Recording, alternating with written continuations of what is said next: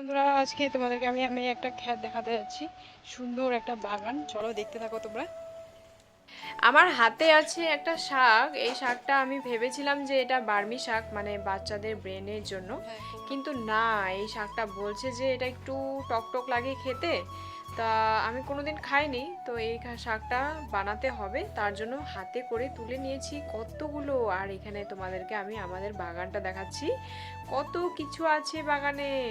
এইখানে আছে পালং শাক, তারপরে আছে দেখো ধনে পাতা, কি সুন্দর ফুল হয়েছে। এদিকে আছে টমেটো গাছ, টমেটোগুলো ধরা বাকি আছে এখনো। এদিকে আছে বথুয়া শাক, এটা হচ্ছে দেখো লাল বেগুনি কালারের বথুয়া শাকটা, লাল নয় বেগুনি কালারের। তারপরে এখানে আছে মটর শাক, মটর শাক কিন্তু খেতে হয় অনেক ভালো, খেতে দারুণ লাগে মটর শাকগুলো।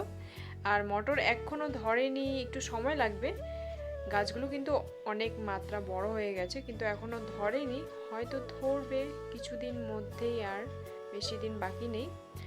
এখানে আরও কিছু দেখানো আছে, যেখানে আছে আমাদের ধনেপাতাগুলো ফুল হয়ে গেছে, আর এইসব খাওয়া যাবে না, অনেক মানে বুড়ো হয়ে গেছে ওইসব।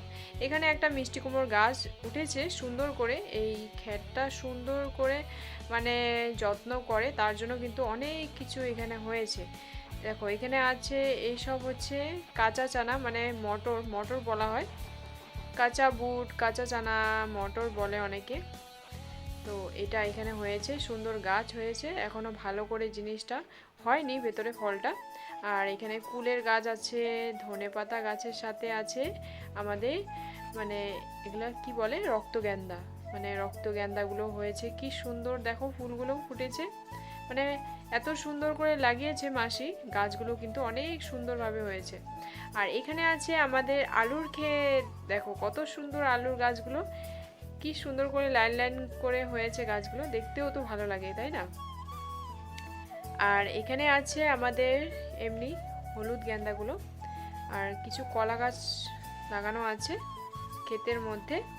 বাকি চলো, আজকের ভিডিও এখানেই শেষ, আর আসছি নেক্সট ভিডিওতে, টাটা।